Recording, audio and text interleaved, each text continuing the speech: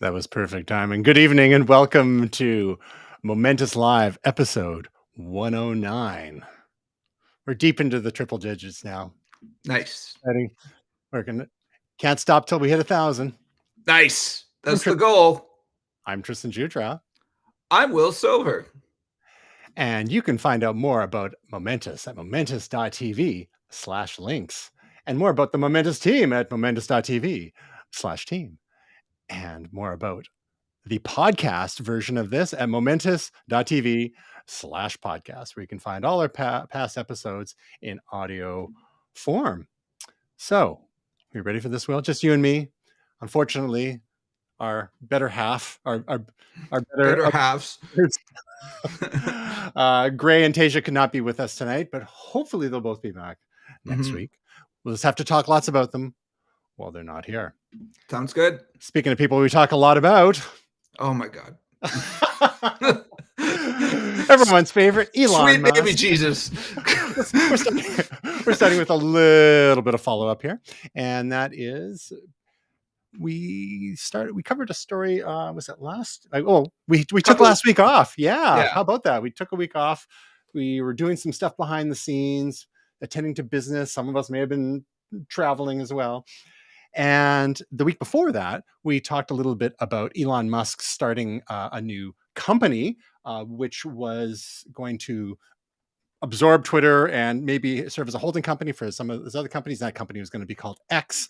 Well, under the new company called X will be X.AI, which is a new artificial intelligence company to challenge OpenAI. And as we've discussed before, OpenAI was, I believe, co-founded by, or at the very least, co-funded by Elon Musk back in 2015.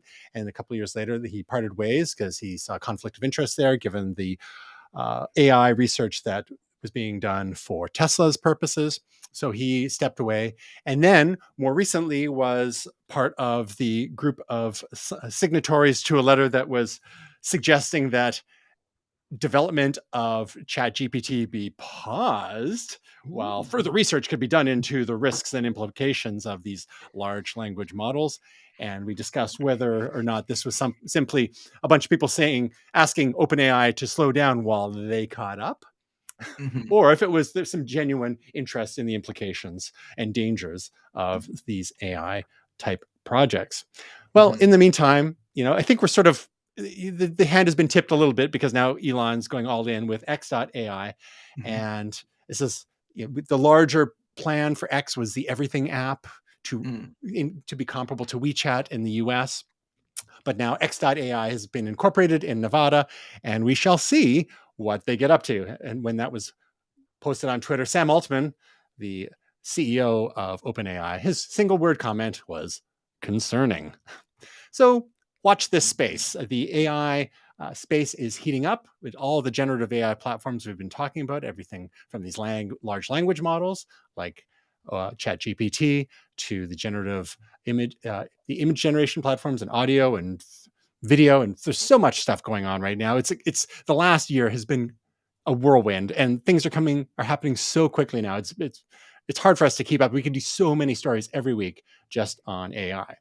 Speaking of which, Stability AI, which is the organization behind Stable Diffusion, which was the no holds barred large, the generative AI platform has started their own language model called StableLM, which is an open source alternative to ChatGPT. So OpenAI's ChatGPT is not open source. It's got a lot of funding, about $10 billion worth from Microsoft. And as such, Microsoft has first dibs on a lot of what OpenAI has been generating. So now we've got another entrant into the market space, and Stability AI will be open source. And we will see what happens there. It has it's available in alpha form. There's some betas for playing with these tools online. And I noticed it's a little bit slower, but it tends to hallucinate a little bit more. But again, it's early days. And there are other LLMs, large language models, like Llama from Meta and Bard from Google and the like. So the competition is heating up in this space. Will, what's your take on this whole? Do you think this competition is a good thing, or do you think we should pause as some of those people have done? Or what's your general take here? It's a tough one. I mean, I think like with any new technology, like it is a bit scary until the guardrails are there until we figure stuff out. I always give the joke about the transporter. I'm not stepping on the transporter until they figured it out. The same is true with self-driving cars. I don't feel comfortable until they work out the bugs. Unfortunately, some of these bugs are going to have to be worked out by actually using it in the real world. That's part of the problem, right? So there's a little bit of that with these technologies, is that we're not going to know what the problems are until we start using them. At the same time, I think there could be more checks and balances in place. Now, having said that, I really do think the genie's out of the bottle. I think it's too late. I think it's already being run in the wild, and we have to catch up with the rules, as some of the other things we're going to talk about today. We need to figure these things out because it's already out there. It's too late. We're not going to be able to stop it. So, that's my take on it. And I think ultimately, you and I have kind of talked about this in roundabout ways, is that ultimately this is a very exciting technology with very, very high ceiling in terms of cool things, good things it can do.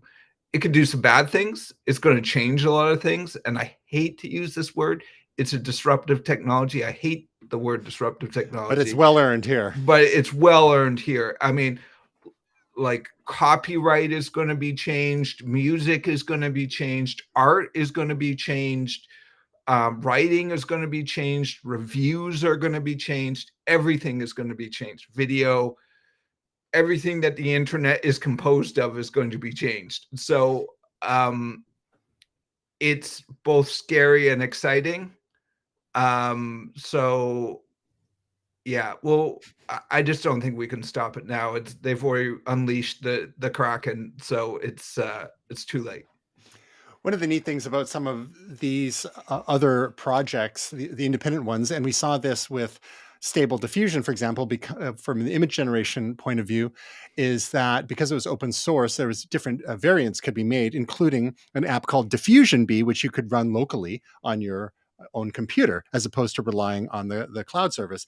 Similarly, with StableLM, they have the smaller versions that you can compile the code and run them on your own device, and you don't necessarily need an account, a paid account with an OpenAI type organization. So it's one of these things where let 10,000 flowers bloom or something like that.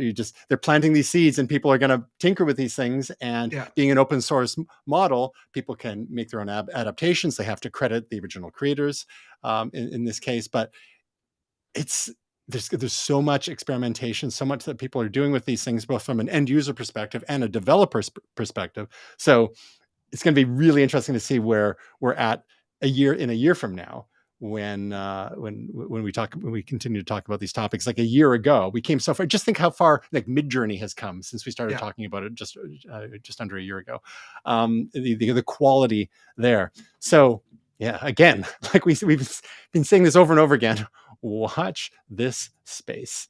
With this Stability AI, they've got 3 billion and 7 billion parameter model sizes, with 15 billion and 65 billion parameter models to follow. That is basically the it has to do with the amount of data that is in the training sets, and that these systems can kind of hold in their brain at a given moment as well. So, and the more parameters, the more horsepower it takes. So, if you want to be running some of the stuff locally, you're going to need pretty beefy video cards, because that's how a lot of these things run, is on to put even more pressure on the graphics cards from NVIDIA and others, just as people are getting out of doing crypto mining on them. Now they're being used for AI. A little bit of news on ChatGPT, which we've mentioned. They've added a new feature for disabling chat history, declining training, and exporting data. So if you've been using ChatGPT at all and you didn't want to have all your previous conversations saved on the left-hand side, I think it's quite handy, frankly, because you can go back and continue previous conversations. there's concerns there that by having them, that it's a potential source of data leakage, as happened a couple of months ago. There was a leak where people were seeing other people's conversation titles that were assigned by ChatGPT, and that's about all they saw. But still, some people might prefer to not have any record of their past chats. So you can go into the settings, which is in the lower left corner with the 3 little dots, and go in and ask it to turn off the chat history and training. And by doing that, it will also prevent your conversations, your chats with the system from doing further training for ChatGPT. So in some ways, it's kind of like being a little greedy, a little selfish by not helping to train. But I can see people maybe turning this on and off depending on the types of conversations they're having. Yeah. One thing that we always do is that we when we're using it for work purposes is we strip out any names. So any company names and individual names and details like that could be individually identifiable, just for safety's sake, honestly. One of the caveats. I'll just finish up. Yeah. One of the caveats here is that OpenAI may still hang on to your data for about 30 days or so, and then before it purges it from the system. So it may be invisible to you, but not invisible to the system. And then the last feature, there's an option to export your data if you want. You can see all your previous conversations, which is kind of cool. All right, your story. Yeah, so I had somebody contact me in the software community outside of work, and it was part of a what do you call them, meetup group, and it was basically just saying, "Hey guys, just so you know, this happened to me at professionally. Don't put proprietary code into ChatGPT, because people can ask questions and it can be spit out. So if you're working on some software and you give it to ChatGPT and say, check the code, let me know what's wrong, ChatGPT has taken that code. And if somebody asks, using it for training data, what's the code for Firefox? Oh, here's the code for Firefox. So they posted however many millions lines. Well, yeah, I guess for open source projects, and technically Firefox is open source, so yeah, I mean that could already have been in the training data. But to your point, if someone is just pasting in bits of their own project in there, and unless you're turning off that new privacy control, you're contributing to its training data set. Yeah. So even and it's not Firefox, just to be clear, the person didn't work for Firefox. It wasn't my work. It was another workplace, and I won't name the workplace, but it was unreleased material. So it wasn't something that was people were supposed to be able to find. Now, Department of National Defense, right? Yeah, no big deal. Nothing that serious, but whether anyone has found it or not, it is sitting on ChatGPT. So yeah. So anyways, it's good times. Yeah. Handle with care. Caveat emptor as always. Yeah. So exactly. Just so if you're going to paste anything into a chat, just remember it could get sucked into its system unless you turn off that option for retaining the. In this case, isn't that bad. Just so everyone is clear, it's not something that's really serious, but it is just a lesson that if it was anything worse than that, it could be really disastrous. So it was to send out to a wide meetup group and just said, hey guys, this is my experience. Just be careful if you're asking ChatGPT questions about code. And I have personally pasted in code, but it's all open source code, like HTML, like JavaScript, like not stuff that is proprietary or part of a project. Like, hey, if I wanted to create 3 boxes that were next to each other, given these parameters, what would I do? And I, put in some code on a personal project, and it spat out an answer. I don't really care if anyone finds that out. No one's going to find that out and Google for the project I was working on my personal case. So I'm not too worried about it. But Yeah, and it's like anyone can figure that out. It's just HTML and JavaScript. So it's just that I was too lazy to spend an hour to figure it out. So it's not anything mind-blowing or anything like that. Like, but the secret ingredient in that JavaScript code was your social insurance number and your mother's maiden name, right? exactly. In other GPT news, hype grows over autonomous AI agents that loop GPT-4 outputs. So there are a couple of these systems that have come on the scene in the last few weeks, such as Auto GPT and Baby AGI. And as you may recall, AGI stands for Artificial General Intelligence, which could be the dawn of a true AI and perhaps the demise of humanity. We'll see. But this is just a baby version, so nothing to be worried about here. And the idea with these systems, these recursive systems, is that you could set a number of tasks. It's almost like a macro, or if you do set up, it was previously Automator on the Mac, and I think, what are they? Workflow on later on the Mac and on iOS. I can't remember. Shortcuts is what it's called now. So same kind of thing. Back in the day, you would do like Apple Script or on Macs to create a series of steps. Well, here the series of steps would be using the OpenAI's ChatGPT tools and making a series of steps. So you could say, search for online stores that sell vintage Nike Air Jordans. And then you could say, then filter the search results to show only those that have the desired size and color. And then place an order for the selected pair of vintage Nike Air Jordans, and so on and so forth. So you could create your own little bot, call it Sneaker GPT, and have it order you a pair of Nike Air Jordans, going through those individual steps. So the idea there is you could create all these little custom bots to do specific tasks, and you could they could look for specific input. You could create some logic to them, and they go off and do things on their own, kind of like bots do. So they're not just chat bots anymore, but they become a bit more like autonomous agents. What's the worst could go wrong with this, Will? Skynet. That's what everyone goes to. Yeah. If in doubt, it's Judgment Day, and yeah. Here we go.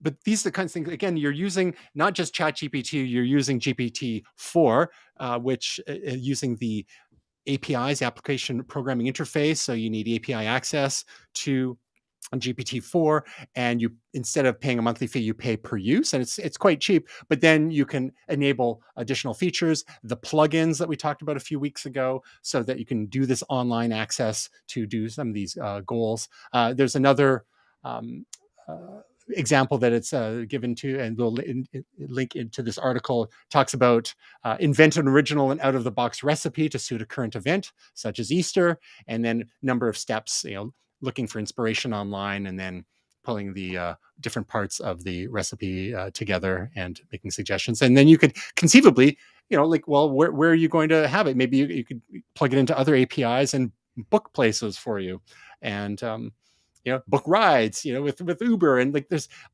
you're only limited by your imagination once you start plugging these APIs together and asking it to do these things for you. So it's, again, very early days, but of course, when things like this happen, people always mess with them and make their own. They go to the extreme, and now we've got something called Chaos-GPT, which is another autonomous implementation of GPT, and its objectives are basically to destroy humanity. And you think it's kind of a joke, but there's a video where the Chaos-GPT project owner simply showed that he gave the parameter of being a destructive, power-hungry, manipulative AI, and then let then hilarity ensued. That's basically the idea there. It basically said, okay, what would you do if you wanted to destroy humanity? And it said, okay, well, the AI has got to look at humanity being a threat. So it's got to establish global dominance, cause chaos and destruction, control humanity through manipulation, and eventually attain immortality. So, Will, you mentioned what's the worst that could happen? Again, you start plugging this kind of things into other APIs, and if there are no guardrails, if there are no limitations on the sorts of systems it can access, it's once these things get plugged into other systems that they become dangerous, right? We've seen what malware can do when it can access other systems. We've had, governments interfere with, it was at the uranium refinement facilities in Iran a number of years ago, and that was just by making them spin on overdrive, and because they managed to access a system there that just, especially when you have access to physical systems, so you can imagine things like power systems, the electrical grid and whatnot, and if those things are generally pretty locked down. What, Dave Chalk? What? That's right. So yeah. So when you hear about, I guess the question here is, what is it about human nature that when we get tools like this, that we automatically go to the most extreme case? Like we play with ChatGPT and we ask it the most ridiculous questions just to test its limits. Is this ultimately going to be our downfall? Well, it's not the AI itself, but the fact that we try to make the AI do dangerous things just to see. Is this, if the genie's out of the bottle already, it's kind of like we make that wish that we don't think through properly. Yeah. And that's the thing that leads to our downfall. Are you talking about like this is a Faustian bargain that we're like jumping off the cliff, that we're researching it so much that we're just going to go ahead and do it? Is that part of what we're talking about? Is like that sensation of wanting to jump off a bridge and then like suddenly just doing it because you just want to get it over with? It kind of seems like that. I mean, it's, as much as people might rationalize it as being all in good fun or just for testing purposes. Again, if all it takes is one accidental lack of guardrail to start causing some real damage. We've seen what actual hackers can do to disrupt systems. Yeah. So what if you have that, but then you've got it's instead of just people, it's just systems that can be working on this kind of stuff 24/7, looking for vulnerabilities. Right. Well, that is the scary thing, because a lot of times hackers, I mean, some of them are just malicious jerks, but some of them have money motivations at the end of them, right? So often, quite frankly, one of the ways of defeating that is just not engaging with them in a financial way. Like trying to avoid it as best you can, not clicking on links and stuff like that. But if they're able to find out other methodologies about getting into your information when they have no motivations for financial gain, then that changes the game. Well, the good news is the biggest problems that we're facing with AI, these generative AI platforms nowadays, aren't all to do with ending humanity. Sometimes they could be minor annoyances from introducing these chatbot features into beloved social platforms like Snapchat, which added a feature called My AI.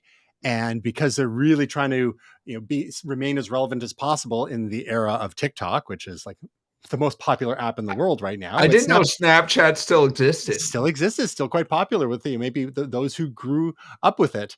But they've added a Snapchat AI tool at the very top of the app, and it's starting to annoy people. And then they then they start engaging with it, and then it annoys people more. It's all about thinking about the context of the situation. If people go to Snapchat to message their friends and send pictures or video clips to their friends, why on earth do they really want to have like an AI chatbot in there, right? Yeah. So you've got people asking, please, how do I get rid of it? And you got thousands and thousands of comments on there, like people going to TikTok, to complain about Snapchat of all things. So that's one type of chaos that's emerging. It wasn't even Chaos-GPT that was doing it. But another thing that we've talked about in the last little while was the amount of crap that is already starting to flood the web, whether it's generative AI being used to write ebooks and flood the Kindle store, or people creating SEO content, search engine optimization content for their websites. And that's one thing if you're doing it, for legitimate reasons, you're just trying to get some more good content on there, valuable content. But if you're just creating content farms and just spammy sites to try and trick the search engines, that's a bit of a different story. Well, the geniuses behind such black hat or gray hat tactics like that are now focusing their sites on Amazon reviews. So now AI generated Amazon reviews are beginning to spread. fake Amazon reviews have been a pain in the butt and a problem for years now. And you're paying people in perhaps developing markets, you don't have to pay them all that much, and they go and write fake reviews for you. But now, if you can just put those people out of work and get the AIs to do it for you, sometimes it ends up with hilarious results, because there's still, this isn't being doing in a programmatic way yet, as far as I know. But people are using the ChatGPT and other tools to write the reviews, so they save time on writing. But then, if they're not careful when they're copying and pasting, you end up with results like, as an AI language model, I don't have a body, but I understand the importance of comfortable clothes during pregnancy. So if you're going to copy and paste, make sure you do a little bit of editing there to make that make it a little less obvious that you're doing that. So CNBC was doing a little digging, and they found fake reviews, AI generated reviews on products from everything from waist trainers to children's textbooks, car batteries, baby car seat mirrors, and video game controller accessories. So more and more to come. But if you're looking for comfortable and stylish shorts for your pregnancy, the QGG QDD maternity shorts over belly with pockets might be a great option for you. Sound wonderful. Have we talked about the reason why you see so many weird brands on Amazon, like QGG QDD or other sorts of No, I have seen that QQ come up a lot. What is that all about? Well, I mean, QQ is actually a Chinese company, but this is just one example of, you have all these kind of nonsense characters strung together, and they're selling versions. Sometimes they're knockoffs of popular things, so they could be generic things like, I don't know, like children's toys, or like iPhone cases, or Tupperware knockoffs, or anything you can imagine. But you're searching for maybe a legitimate brand, and then you'll see all these other. When I was looking for TV stands last summer, there was all these random brands. Like, what is that? And so you're kind of looking into to see if it's legit. And some of them they were just like little known, but some of them are just totally made up. And the reason why, apparently, I watched a YouTube video on this a few weeks ago, is that they don't bother going for like trademarks or anything like that. They just register these brands, and they're just like nonsense characters, and they're just targeting people who are price sensitive and don't really care about the brand so much. So they don't spend any time thinking about the branding. They'll just, they'll maybe make it sound like some kind of word, or sometimes in this case, it's just like a whole bunch of consonants. And like, that's like, what even is that? So again, when you're on Amazon and any other site that's got reviews, you always want to be careful of the reviews that you see. Like, we often use reviews for social proof, any products or services that we might be considering. But there's a lot of fake reviews out there, and there are tools to help detect those. I think there's one called FakeSpot. There's a browser extension you can install, and others, because it's getting harder and harder because of the flood of crap. Not just thanks to AI and humans that are trying to take shortcuts instead of building quality products and actually gaining true reviews. So everything's awesome. Just as sort of one footnote to that, a little bit a sideways thing, but like you said, validity by sort of by proxy is one of the guys who started 4chan. Remember, I watched that whole QAnon documentary that was quite good. Was it Into the Storm or something like that? And once he was sort of on the outs with the owner, this is the founder, he started writing like things on Wikipedia, and then people would pick that up and use that as evidence in a story, and then it would validate what he wrote. Do you know what I mean? So like, it would become truth. Circular. So it's like, if you can just get your hooks in somewhere, and then some legitimate source like Wall Street Journal or something uses that, then it's truth. So it's all about getting your hooks in, and whether it's Amazon reviews or Wikipedia, and I'm sure Wikipedia is being inundated with stuff as well. It becomes truth if it's printed. Exactly. Everything is awesome. Speaking of getting your hooks in, now we move on to music hooks. Oh, yeah. Well, I have a lot of things to say about this, so let's go. And we were hoping to get a friend of the show, Jerome Matthew, with us today. Unfortunately, that would have been awesome. He was booked up because he's got thoughts on this too. But you may have noticed over the last week and a half, 2 weeks, that there was a song that seemed like it was by Drake and The Weeknd. Yeah. And it was, oh, what was it? What was it even called? I can't even remember now. I forget what it's called. Yeah, sorry. This is the amount of research that we do here. But anyway, there was a song that was out there by Drake and The Weeknd, and it was getting posted not only on platforms like YouTube, with user-generated content platforms, but it went out to places like Spotify and Apple Music. And oh yeah, it's called Heart on My Sleeve. Some people suspect it was a marketing ploy, but so there's a whole lot of issues here regarding, copyright, which doesn't really apply in this case, the one's ownership of one's own voice. But basically what it was an original song, the original lyrics and music, but the voices were Drake and The Weeknd. And where it gets complicated is that you could say, so what happened is that you had it being removed, taken down eventually after a whole bunch of people listened to it on the streaming platforms like Spotify and Apple Music, based on, copyright claims, even though it was an original composition, but the record label still said, well, this is the voices of our artists, et cetera, et cetera. And where it gets more complicated is that YouTube, which is a user-generated content platform, that also it has a provision for fair use, and fair use applies to things like mashups and remixes and commentary and parody and cover versions and all sorts of things. Well, the record labels, and I believe in this case it was Universal, they have now since set their sights on YouTube. And it's hard, like if YouTube is kind of stuck in the middle because they have their platform like Google Music. Excuse me. Sorry, I needed to sneeze there. And they're trying to keep the record labels happy because, there's this whole content matching system on YouTube whereby if a copyrighted song is detected, then artists will get compensated. But that doesn't really apply to something when it's an original composition.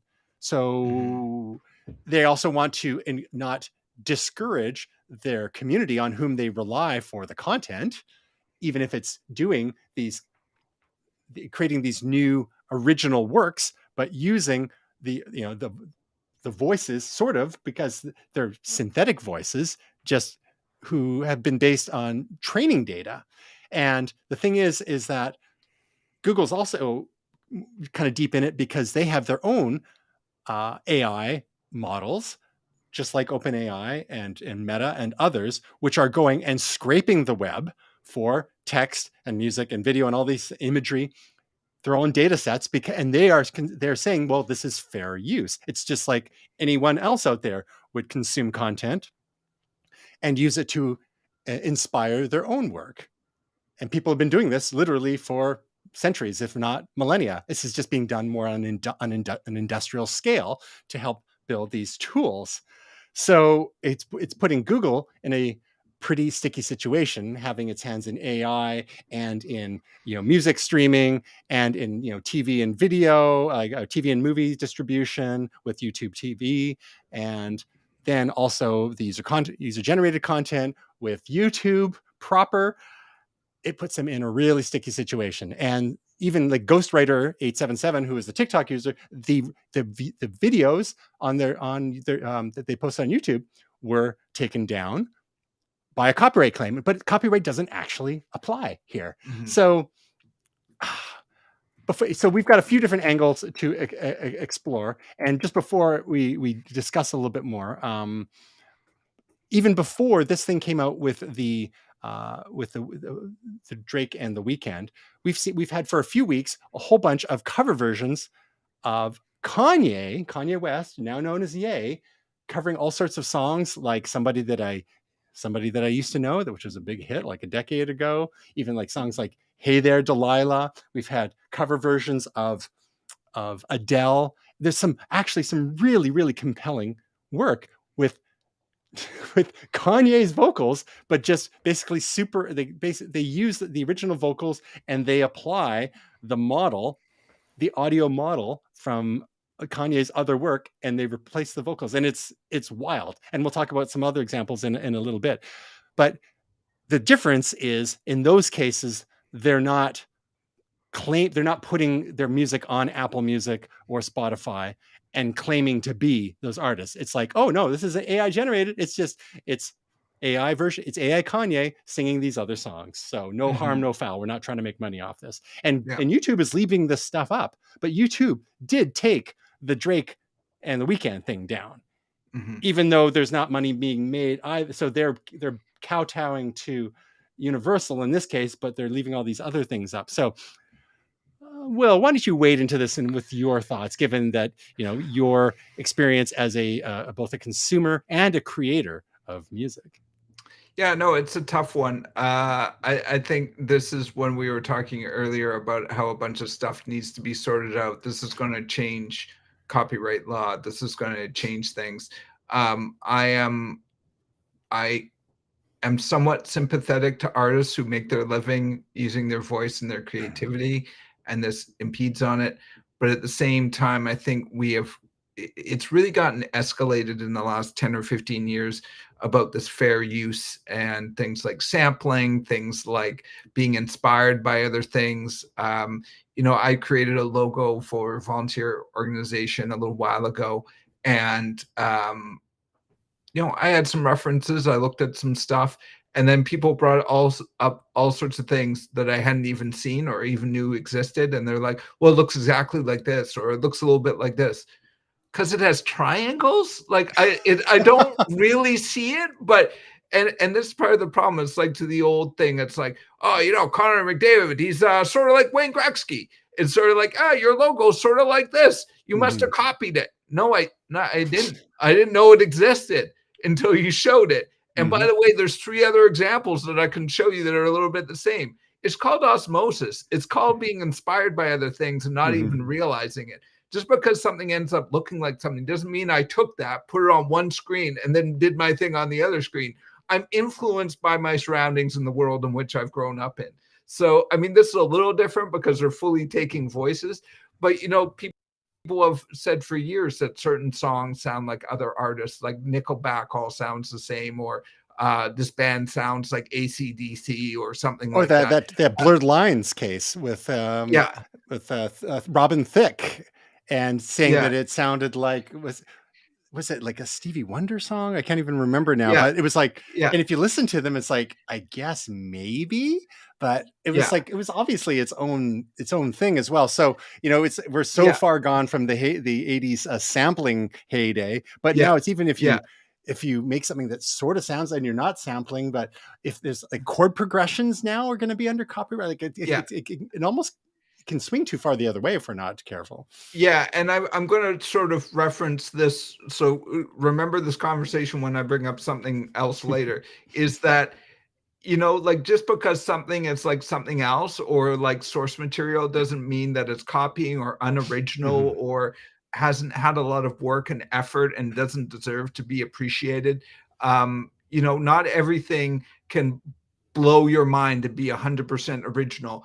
I mean, even was it Campbell said about narratives that there's only 7 baseline narrative stories, Campbell, and they're all just variations of the hero's journey or the redemption story or whatever. So, like, look here, just calm down and stop calling people fakes and ripping somebody off. They might not be, and even if you've got a smoking gun.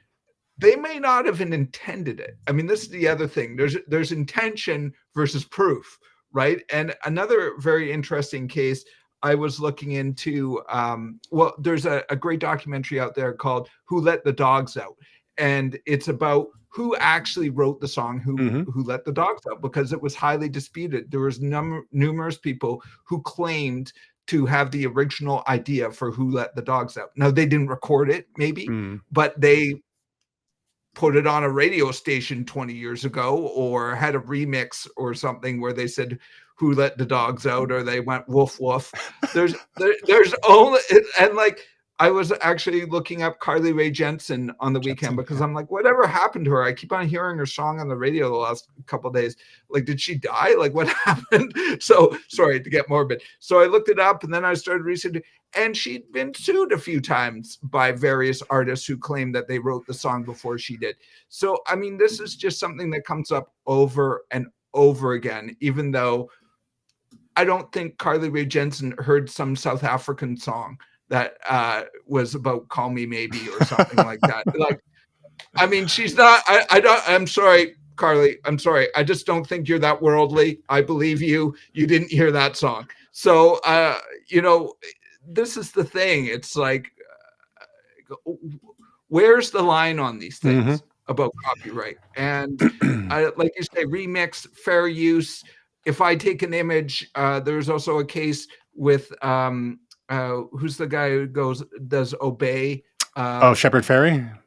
Shepard Fairey, where he got in trouble for the Obama one because it was based off a photograph. Yeah. It wasn't a photograph. He used it as a reference. Yeah. What about Andy Warhol? Like all the work that he did over the years. I know. What, Campbell Soup's going to sue him? Like.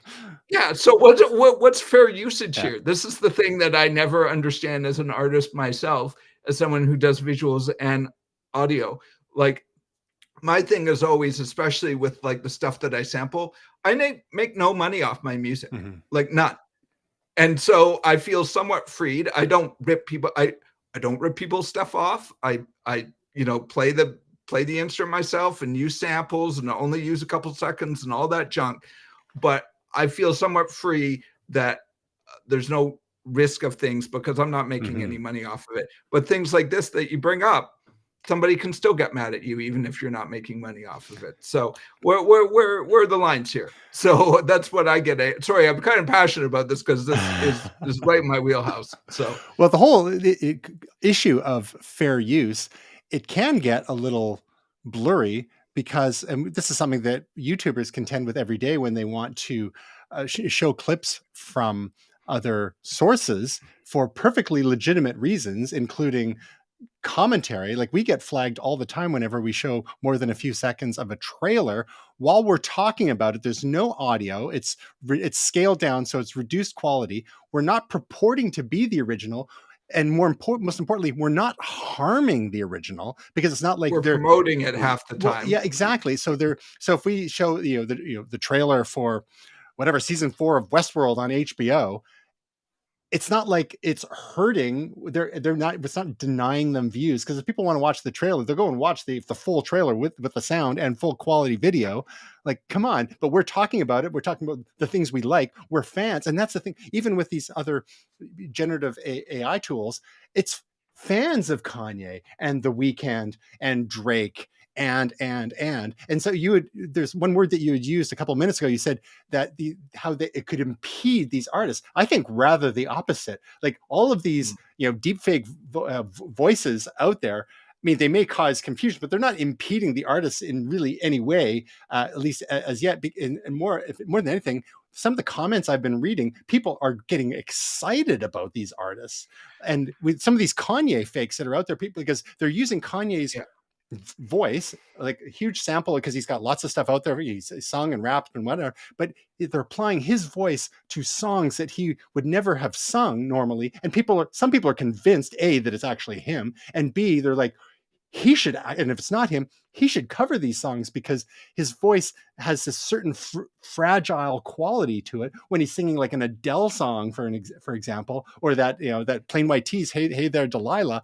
And it's like, holy smokes, like, we want more Kanye. Kanye's been a problematic character over the last year or so. But people are going, holy smokes, like, this is the untapped Kanye. Let's get more of that, right? So Yeah, now where it can get murky is that when people are claiming to be the original artist, and that's what you don't want. But if it's like a tribute, I mean, think of all the tribute bands that have existed over the years and cover versions and whatnot. And then, I mean, we've talked about like, well, should we have regulation? Should there be permissions and credits and all this? And okay, let's maybe have some kind of framework for this if you're going to post stuff on a public platform like a YouTube. And if you're going to try to make money off things, then definitely there's going to have to be something worked out in the back end in terms of contracts. But let's not like smother the baby like right in this, fresh out of the womb here. I'm going to give another example. As you know, I'm a big lover of AI generated images. I send you a lot on Instagram and Facebook, and I love them. I love the stories that people are telling them. Like thevisualdome is one that I really love. I think that's the name of it. Seek it out on Instagram. It's really awesome. I really love what that guy's doing, or the person is doing, but they're not pretending that this is real. Mm-hmm. It's like clear that this is AI. And I think even in their profile, that's it. That it's a parallel world, and they usually use the hashtag AI art, all this kind of stuff. But they tell a little bit of a story, and there's a whole story around this world and all this kind of stuff. It's great. I really enjoy it. I highly, highly recommend it. It's really interesting. I don't know if you caught this one. There was one a little while ago. Somebody else posted, and it was, I think someone even wrote a fake article about it. And it was purporting that deep in the jungle, people had found this new breed of cat that had yellow markings, had like bright yellow gold markings, was black and gold. And some people really believed, but these articles and these posts were purporting that this actually was true, that they had found a brand new breed of cat. And usually if you went in the comments a couple down, people were like, hey bro, this is AI. It's like, but it wasn't saying it was AI. It was purporting that it was a real thing. And the images looked real. They looked very, very real. Now, as someone who knows cats, and especially has studied or read things on wildlife photography, having actually attempted it as part of a job that I did many years ago, trying to video a bear. It's just like, hey guys, go in the woods and try to find a bear. It's not that easy, by the way. So to find that many cats that no one has seen for thousands of years and get that many good quality photos is impossible. So that set off my BS alarm right away, even when I saw those photos. But anyways, the point is, as you say, the problem is when you purport that it's reality. If you're just having a fun, if you're just being artistic about it, if you're just, trying to be experimental, that's cool. But when you start lying, if you start pretending you are that person, then that's yes, those cats.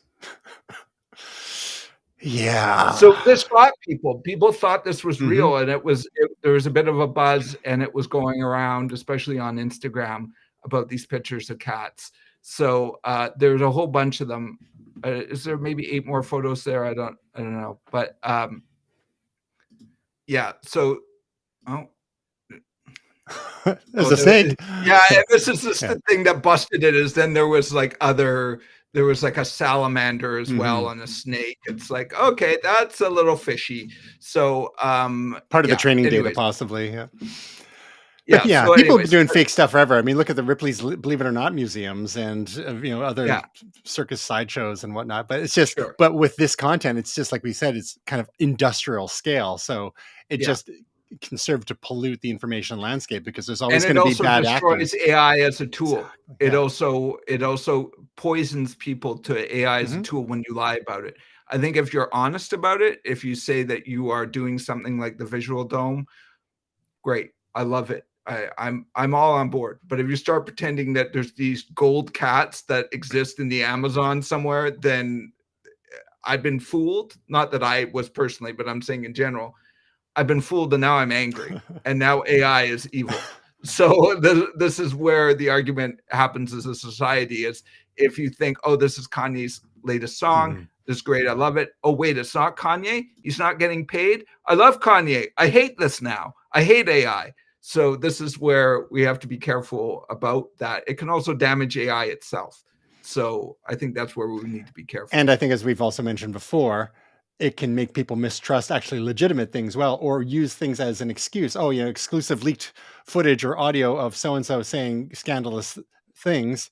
And they say, oh no, that was a fake, blah, blah, blah. There's deep fakes everywhere. It's like, the whole information landscape becomes just so toxic and polluted. Like, what do you even do? But again, Yeah. the horse has left the barn, so people are going to have to really work on their critical thinking skills as much as possible. And people and people are going to have to learn how to not be terrible. But I don't know if that's ever going to happen.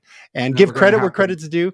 One of the a similar story to a lot of these Kanye deepfakes had been going out. There was an album that was released on YouTube recently called AISIS, and it's basically a tribute to Oasis. It was put together by a band that was big Oasis fans, and they were tired of waiting for a new Oasis album. So they basically recorded their own album in the style of Oasis, and lots of people have been doing that kind of thing for years and years. But the different thing that they did was they replaced their lead vocalist's vocals with Liam Gallagher's voice, Liam Gallagher being the lead vocalist from Oasis. And I have to admit, like, I listened to the whole thing. I'm a casual Oasis fan. I like their first couple albums a fair bit. I listened to this and it's like, this is the Oasis album that we never knew we needed. It sounds like Liam Gallagher. It sounds amazing. It's great. But the thing is, that's all the music, their original compositions, all the music is played by their band. The only thing that's different is that they replaced their own lead singer's vocals with Liam Gallagher's vocals as trained in some, one of these vocal AI systems. And it's not, it's calling it the Lost Tapes, but it's not actually, it's kind of doing it with a wink and a nod. They're calling themselves AISIS, not Oasis. And it's a tribute to a band that they love. And Liam Gallagher was a pretty good sport about it. Some people have asked if he'd listened to it, and he said he hadn't heard the album, but he heard a tune, and he says it's better than all the other snizzle out there. And he says he sounds mega on the album. So at least on Twitter, Liam Gallagher is kind of given a thumbs up. It's not claiming to be Oasis, and the band is called Breezer that put it together. And if nothing else, it could be rekindling some interest in Oasis. And now fans are going, Oasis got to get back together and do some new awesome stuff like when they were in their prime in the mid to late 90s. So it's all hell freezes over. The Gallagher brothers get back together. Those two things are going to happen at the same time. The Eagles did it, and their album was called Hell Freezes Over, and that tour, remember, back in the 90s. So if the Eagles can do it, so can Oasis. But it's fantastic, and we'll have a link in the show notes. I encourage people to check it out. It was great, and I actually like you. I casually like Oasis. Wonderwall is probably in my top 50 songs of all time. I love that song, and I love some other Oasis songs. So but I'm not a mega fan. I probably wouldn't see them in person if they came and toured, but I do listen to the music and enjoy it. All right. We did one quick AI thing to get through. And wow, we're almost at an hour and we still have our other big story to get to. You think when there's only two of us, it would be quicker, but no, we talk more. All right. So in a different approach to this whole situation, Grimes, who is a Canadian artist, she I think currently, she was living in Montreal. She's from Vancouver. She might be living in the States at the moment. She was hanging out with Elon for a while, had a couple of kids by him. I think one was through surrogate, but she's really obviously become more prominent in the last few years since hanging around with Elon. But she is a legitimate artist in her own right. I saw her live a couple of times, and very original sort of character. She, for not only her music, but her art, which her visual art, not really to my taste, but she's a talented young woman. Not quite as young as when she started making music, but she is definitely an original. And she came out and said she would share 50% of profits on any successful AI generated song using her voice. So she's going out and getting ahead of this issue, saying, hey, go for it, folks. But let's do it. I'm giving you the green light, but if it's successful and there's money involved, let's split the profits, because you're using, my voice is in the training data. So fair is fair.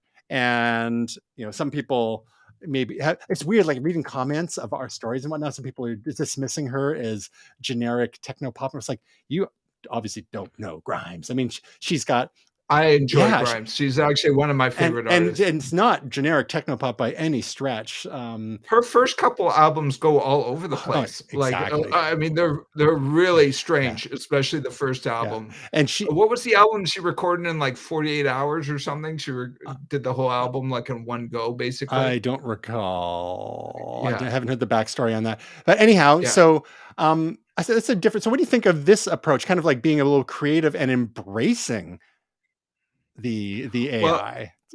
I'm not surprised. I'm not surprised Grimes would do something like this. And she's kind of I think forward. you are getting, I think you're getting ahead of the issue to a certain extent. I think it's pretty smart. I think people might say, well, thank you. I will use your voice, but I don't want to give you 50%. Oh, then you can talk to my lawyers. Right? Like, exactly. We'll go all Metallica on you. Yeah. But I do enjoy that she's actually embracing it, and it totally suits her. I think, she is experimental. She's original for the most part, I believe. And it totally suits her brand, so to speak. And I believe that she made some follow-up comments where she clarified a few things, saying basically, like, I don't want people using my voice to sing about killing babies and stuff like that. So let's keep it tasteful. But but just the idea that she's embracing it and getting ahead of the issue, I think that's good on her. Okay, so that's enough AI for today. I'm sure there'll be more next week and the week after and the week after. Sure. But let's move on to more serious issues, like why is everyone mad at the Super Mario Brothers movie? Yes. And Will, this was your pick of the week 2 weeks ago. Was it? Yeah. Yes. Yeah. I love this movie. Now, here's the thing that's sort of coming out. I guess the first part is that there has been developing, and it started slowly and then kind of became a tidal wave. And this isn't the first time we've seen something like this, where Rotten Tomatoes, which is an aggregator site, meaning that it takes a bunch of reviews, both from reviewers and from audience goers, and puts that together and says, this is how many percentage of the reviewers were positive. This is how many percentage of the audience members were positive towards this movie. And there's a big disparity between the reviewers and the audience. This isn't the first time we've seen it, but it's kind of gotten dirty on this one. And so it's about 56% of professional reviewers have liked the Mario movie, but then like 96% of the audience is like pro the Mario movie.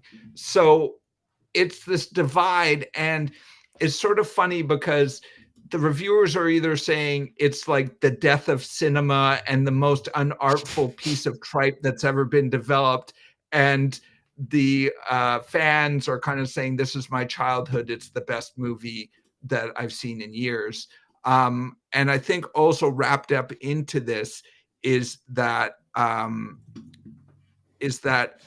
the 92 movie was a debacle, and most Mario fans have been waiting for a real genuine approach, and this really felt like a genuine approach. Reading some of these critics, this is going to shock you, I'm on the side of the fans because I am a fan, and some of what's being said is just ridiculous. But I think this also points to the fact that reviewers often have to review movies they don't like, and they are professional reviewers, and they want to see original stuff, they want to see creative stuff. And this is, well, it's a entertaining movie, like a Michael Bay movie, or like, some sort of big action Marvel movie. It's not original. It's based off an IP. It's using ideas, but things they say, like pandering towards the audience. Oh, what you mean by using the lore? Like they're using mushrooms to get big. Like if they didn't do that and pander to the audience, we'd be angry. What do you want them to do? And then the one that really drives me crazy is when reviewers have said, and a reviewer that I appreciate very much, Ryan Airy, said, well, it's really, this movie wasn't that much better, was really equal to the 93 movie. What? Notoriously one of the worst movie adaptations of all time. There is no comparison. I'm sorry. And that's where I get off the boat. But that first, I think it's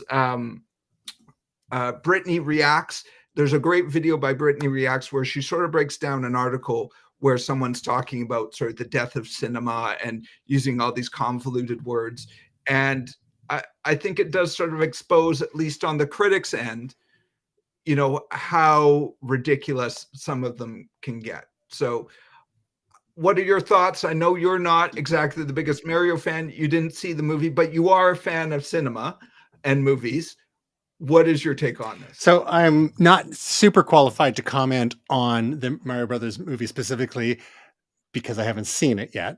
And Yes, there's a lot of yes. people out there that are more than happy to comment on things that they haven't consumed, seen, watched, listened to, etc. And I don't have a lot of time for that, and I don't want to be one of those people. But I think in general, you make a good point about Rotten Tomatoes, and we've probably had this discussion offline for years now, talking about this disparity between the critic score and the audience score that we see quite often with with certain types of movies. So my rule of thumb has generally been, if it's a high critic score but a low audience score, that probably means it's an art house movie, a critic's darling, maybe Oscar bait, and maybe just like regular folks don't get it.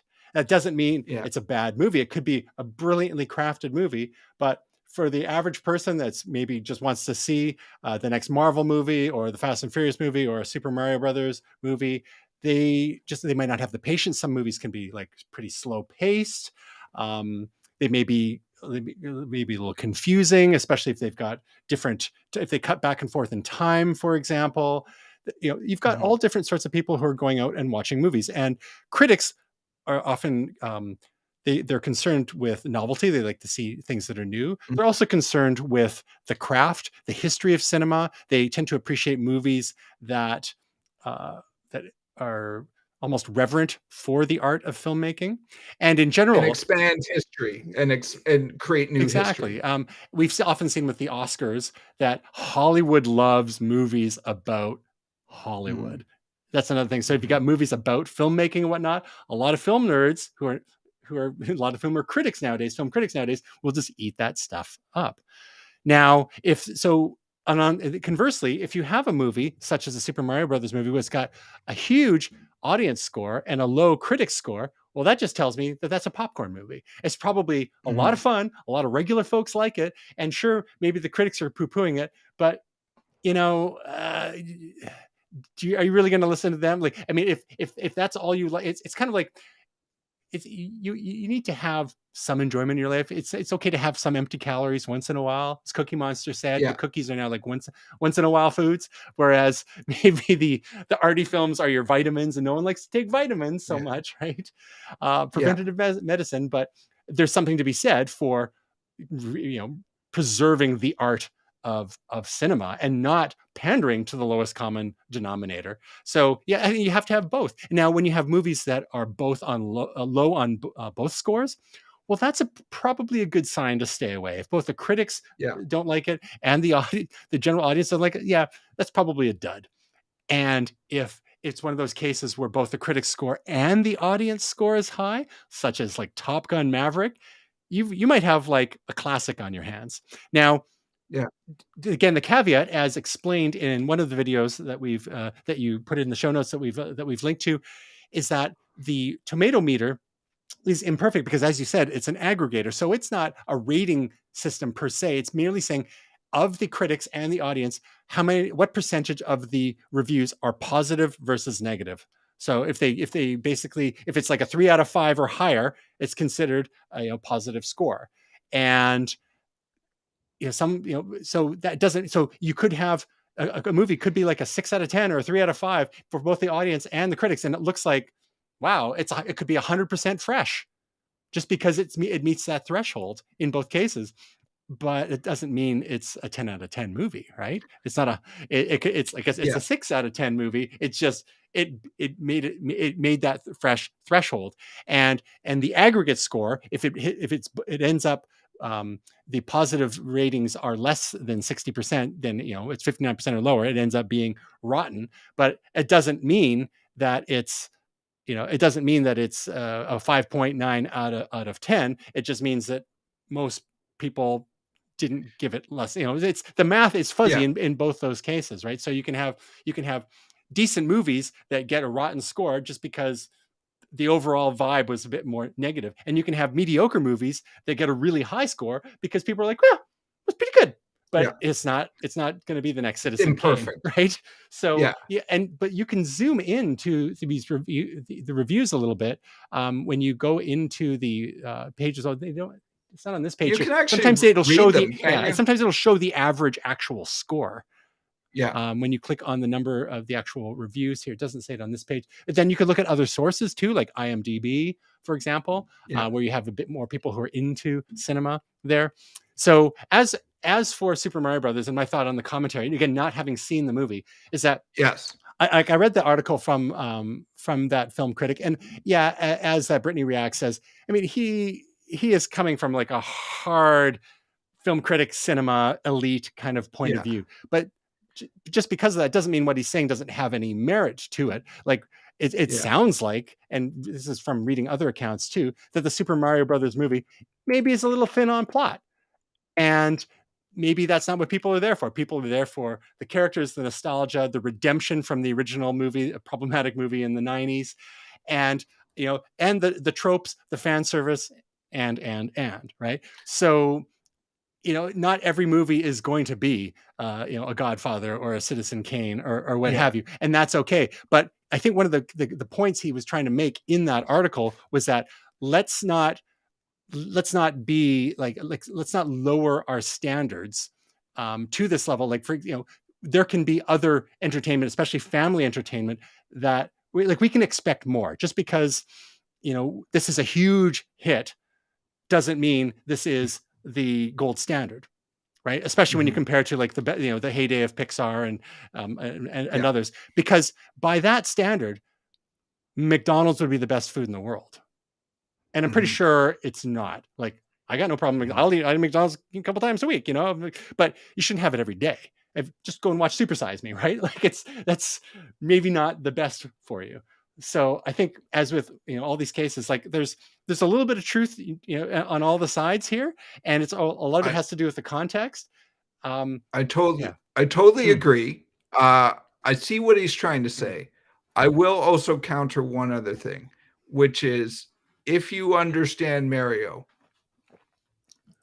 and this is an argument I haven't heard much, but I'm about to make it. It actually is a deeper plot than you think. Ooh. And without getting into it, there are characters. There's a whole side story that is not in the Mario lore. They added that. Okay. They added more story. They went to the Donkey Kong Kingdom. That's in the trailer. Donkey Kong's in there. Donkey Kong is not in Super Mario Brothers 3. He's not in Super Mario Brothers 1. He's not in Super Mario Brothers 2. He's not in Super Mario Brothers World. He's not in Super Mario Brothers Odyssey. He's not in Super Mario Brothers Galaxy. He's not in any of these movies. This was new. They also go to a real world place at one point with the whole Mushroom Kingdom. Also not in any of the Super Mario Brothers games. You can argue Odyssey, but it was different in Odyssey. If you understand the history, like you purport to understand the history of cinema, you would understand that this is actually a deeper plot than you might think. But you don't do your research, and you respond based on your arrogant, I know the story of a wayward plumber and his faithful brother as they get sucked into the Mushroom Kingdom to take down petty Dragon Bowser doesn't aim for high art. Like, did anyone think it was going to be high art? Seriously, bro. I'm just saying, like, actually do your effing research if you're going to comment on something. So that's all I'm saying. But I do get the point that you're saying, which is that, we should also ask for better. And I do also agree with you and I think you summed it up, and that's partly what I was asking, mostly not so much about the Mario brothers specifically, but more about Rotten Tomatoes. And I think you put it great, is that, you know, you got to take it with a grain of salt, right? Like there's a bit of truth on both sides. And there's a place for high art, and there's a place for McDonald's. There's a place for a French restaurant. There's a place for McDonald's. So it's about not eating French restaurant all the time and not eating McDonald's all the time. And you shouldn't be offended. You'll either end up as broke or like obese. Yeah, exactly. And you shouldn't be offended if someone who reviews fancy restaurants goes to McDonald's and gives it a 0. And doesn't mean that you can't like McDonald's. You can like McDonald's too. And likewise, the McDonald's fan might go to a French restaurant and go, ooh, gross, frog legs. It's like, well. Yeah. I think the part where I get a little angry is the 92 movie is triggering for me. So, you know, as a kid going to that movie and being very disappointed, I don't want anyone to try to rewrite history and say that was a good movie. And I heard people say, well, at least it swung for fences. Yeah, and did nothing and was the worst debacle ever. And they didn't do a Mario Brothers movie for 15 years after that, or 25 years after that. So thanks. Yeah, I guess they swung for the fences and lost historically. So, I mean, this is where... You know who else swung for the fences and lost historically? Hitler. Well done. So I'm just saying, like, it doesn't mean that's a good thing. So it's like, I hate it when people use... Right on. Yeah, I just hate it when people say things like that when it's completely infuriating. Yeah. So, you know, give it a 0 review, but don't start saying things that you don't know anything about or think through the consequences of your statements. So yeah, that's the thing for me. But obviously I've got a horse in the race here, but I do also appreciate, like what you say, is that there's some good indicators. I looked up, do you know there was this horrible, well, I shouldn't color it. There is this thing that was put out that was animation that had, what's her name? Mindy Kaling? Mindy. Yeah.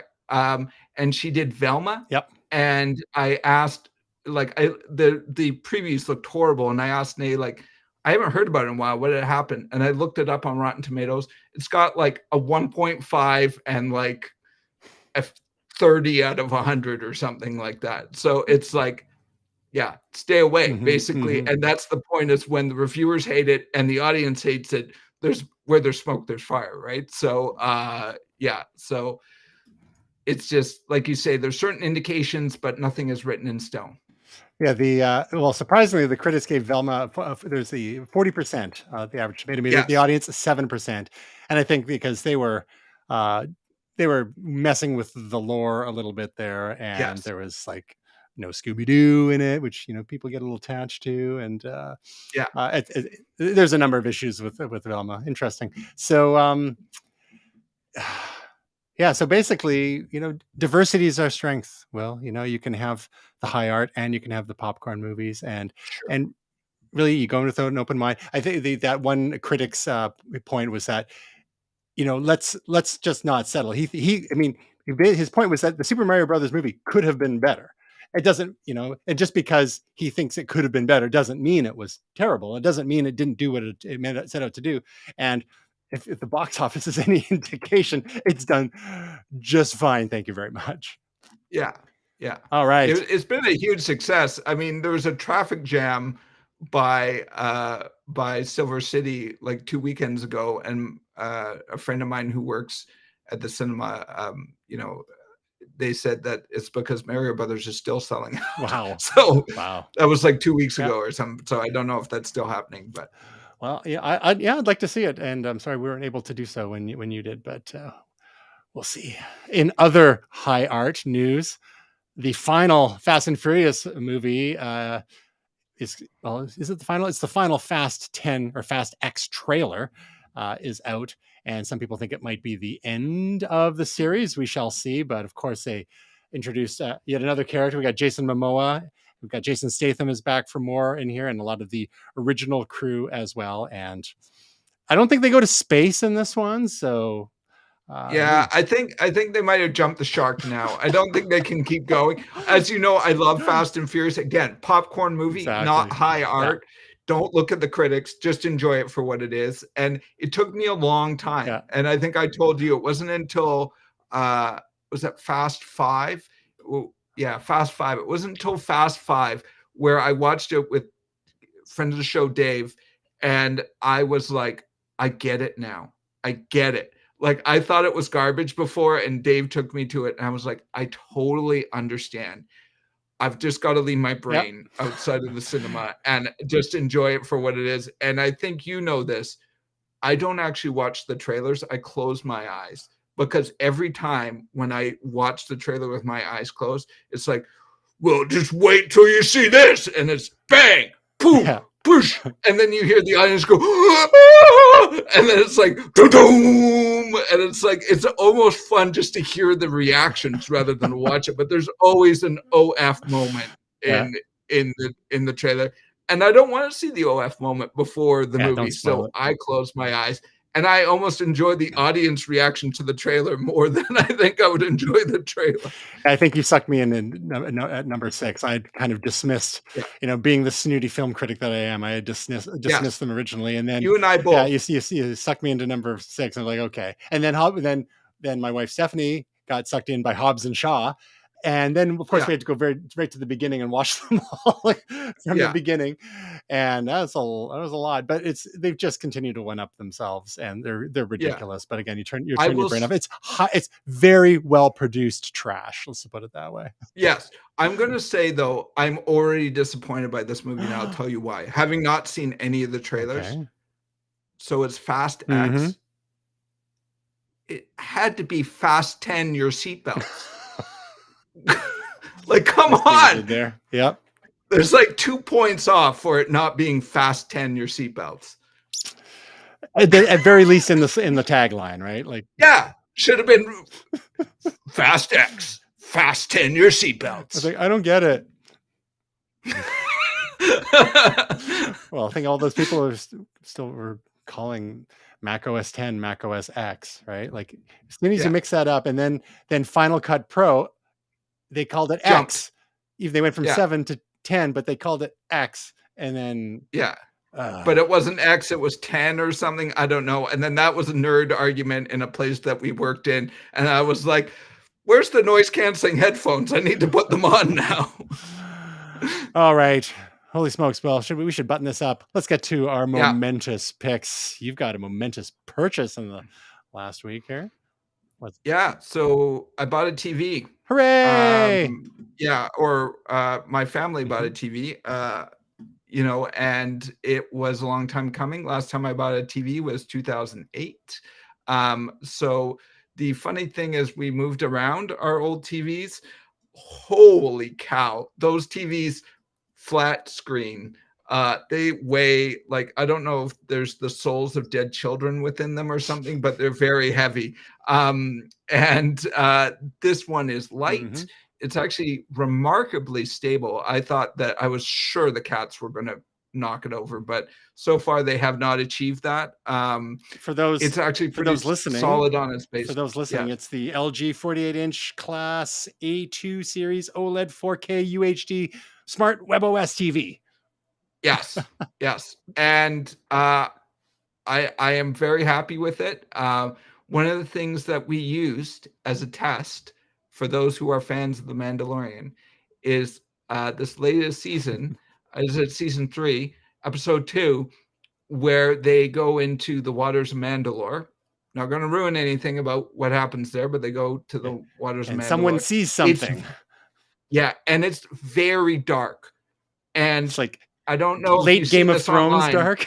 Late Game of Thrones. Yeah, that whole episode that was in the dark. I almost want to go back and watch it with my that'd be a good test too. Yeah. So we went and watched it, because when we watched it, we didn't see anything. We saw like a face and like one light, but most of the screen was just pitch black. And the thing that people were talking about, we didn't really see. And we went back and watched it, and we saw so much more. It was crazy. So we're very happy with it. It also has an app that I can use to watch one of my subscription services that I wasn't able to watch on anything else. And so we're very happy with it. Fubo. Yeah, Fubo. Fubo TV. That's Yeah. for watching your football. My football. And my PlayStation 5 did not have that app. They are not on PlayStation. So now I can watch it on my TV instead of watching it on my phone or my tablet. So it's nice to be able to go down in my house and watch something on my big television rather than having to watch, you know, a little tablet right in front of my face. So, and the price we're seeing on this Best Buy site from a marketplace seller is like $1,600, but you didn't pay that much. You got a better deal. We did not pay that. No, we got it on sale. I think it might have been Amazon, and I'm not sure that's the sale that we got was going on and off. I have to thank Tristan tremendously. He did all the legwork. Sounds like a great guy, whoever this Tristan is. Yes, this great guy, Tristan.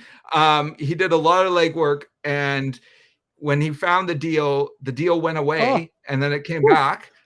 So just, you know, keep your eyes out for the deals. But I think it was closer to $1,000. Should have been maybe $1,100 or something like that.